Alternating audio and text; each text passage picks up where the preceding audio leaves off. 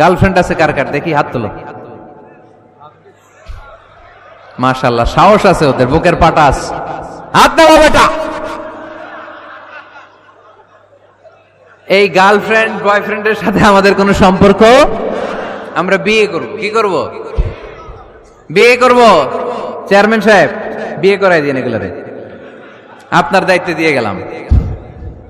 এই girlfriend boyfriend এগুলো ইসলামের কালচার নয়। বিয়ের চেয়ে ভালো কাজ পৃথিবীতে হতে পারে। বিয়ে করতে গেলেই বাপে বলে আগে নিজের পায়ে দাঁড়া। তো এতদিন ও কার পায়ে দাঁড়াইছে? ছেলে মেয়েদেরকে সাহস দেন, ছেলেও পড়বে। ওই যে একজন চিল্লান দিয়ে উঠছে, ওর কমন পড়ছে, কমন পড়ছে। মাশাআল্লাহ। গার্ডিয়ানরা যারা আছেন ওদের দুঃখ কষ্ট একটু বুঝেন আপনারা, মিলাই দিয়েন ওদেরকে, বিয়ের পিড়িতে বসায় দিয়েন। বিয়েতে কল্যাণ, বিয়েতে বরকত। বিয়ের মতো ভালো কাজ হতে পারে না। সব নবীরা বিয়ে করেছেন। আর নিকাহ মিন সুন্নতি, বিয়ে আমার সুন্নাত।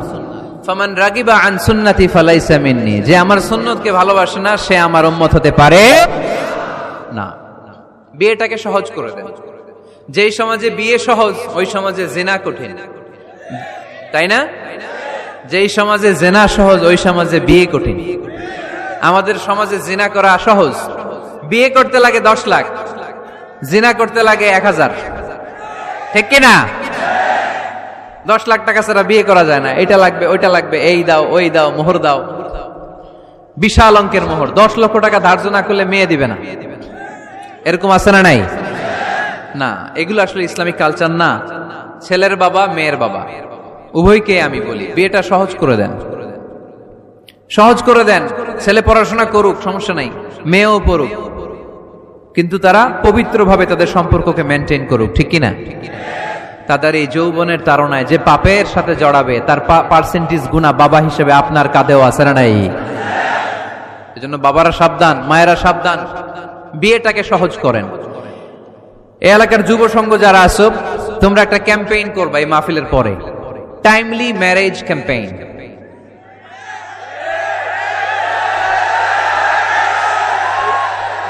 টাইমলি ম্যারেজ ক্যাম্পেইন, সময় মতো বিয়ে দিতে হবে, দেরি করা যাবে।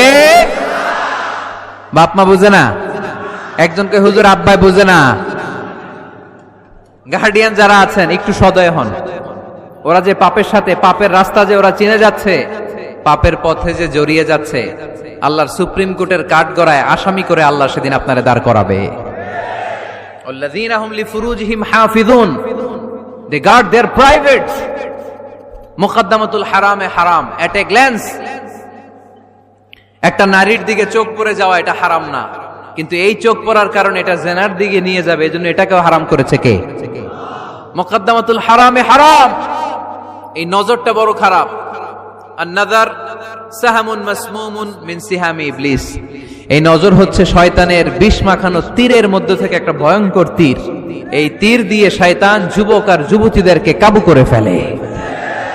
আমরা শয়তানের হাতে ধরা দিতে চাই না, আমরা বিয়ের মতো পবিত্র বন্ধনে আবদ্ধ হতে চাই, ঠিক কি না?